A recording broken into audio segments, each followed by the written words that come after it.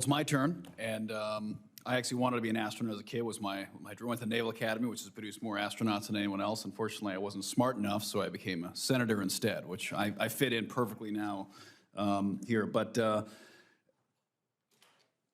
Mr. Bryan said, you made a comment earlier, we didn't know in the 1960s. We didn't know a lot of what we face as far as just the physics, the science of the universe, literally, that we were operating in.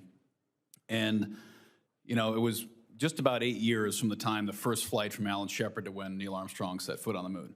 And in 8 years, we went from zero space flight capability to literally sending humans to another planetary body and bringing them back safely, which, as you remember, was Kennedy's initial writ when he laid out that vision.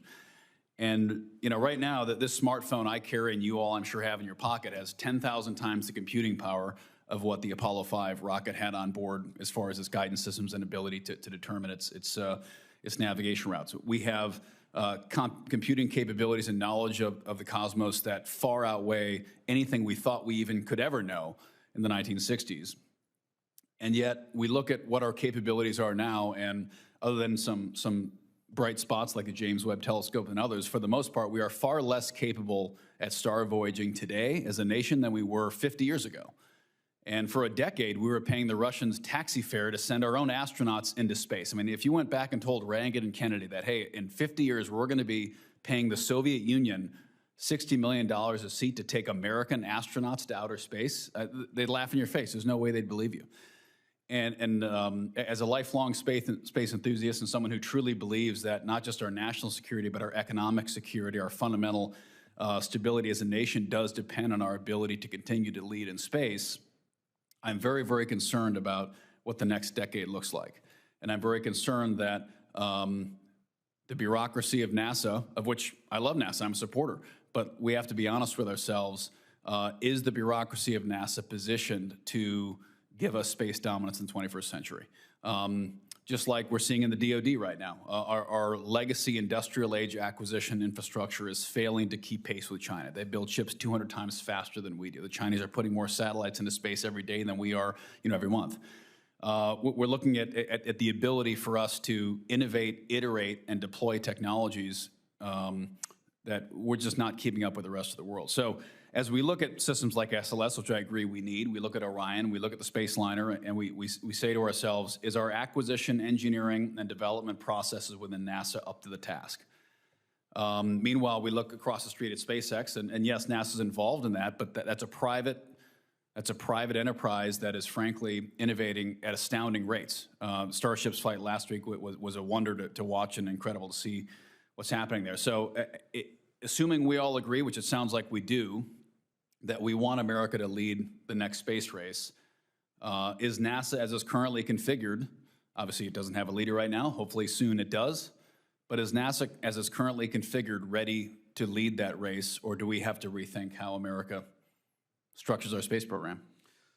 So I would say, first of all, you covered a lot, and I think I'm in agreement with primarily everything you said. I think when you think about what has hindered us from going forward, you go back to George Herbert Walker Bush. We had the Space Exploration Initiative, which was a plan to go back to the moon and onto Mars. And then the next administration came in and canceled it. And then we had George Herbert Walker Bush was SEI, and then George W. Bush was the Vision for Space Exploration, which is a plan to go back to the moon and then onto Mars. The new administration came in and canceled it. And then President Trump comes in and says, we're going to go to the moon and onto Mars. And for the first time, the program sustained. As I said earlier in the hearing, the architecture is challenged significantly in the current format. That architecture is extraordinarily complex. It, quite frankly, doesn't make a lot of sense if you're trying to go first to the moon, this time to beat China. It does not make sense to do that.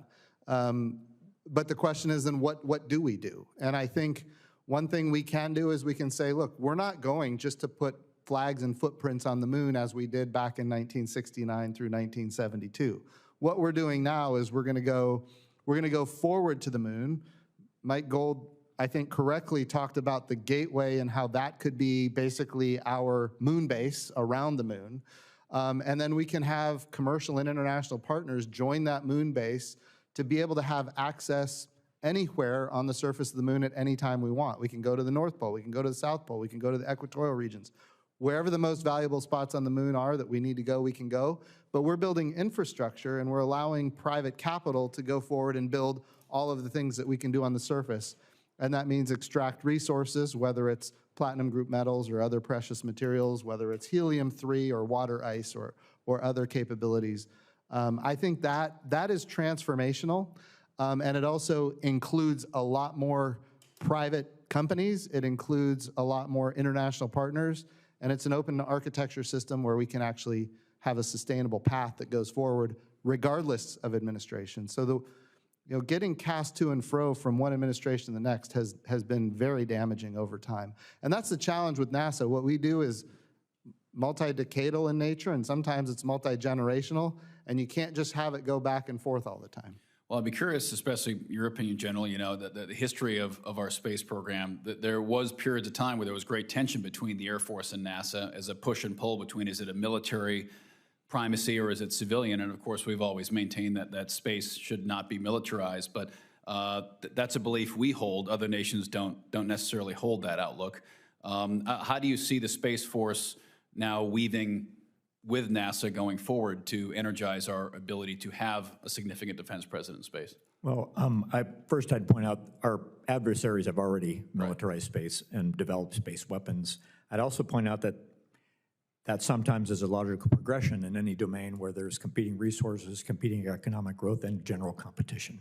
So I've always said, when I was in the Space Force, I'll say it today, our mission is predominantly to deter such a space conflict from ever happening.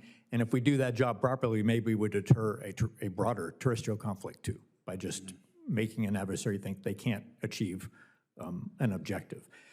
As for the future, as I said in my opening statement, I don't think we've ever could envision that we would do exploration, economic growth without some sort of security measures around that for confidence, to ensure that we have transparency so that people want to invest. They're incentivized to do so in an environment that shows promise and shows security, as opposed to a Wild West scenario that might be dissuasive.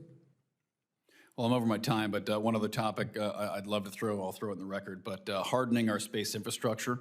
There's a perception that if it's in space, it's safe, and the reality is we're incredibly vulnerable from our communications and navigation-based orbital infrastructure, and especially as we look at Golden Dome and space-based interceptors and space-based detection. We need to make sure we're hardening our space infrastructure because it's pretty vulnerable.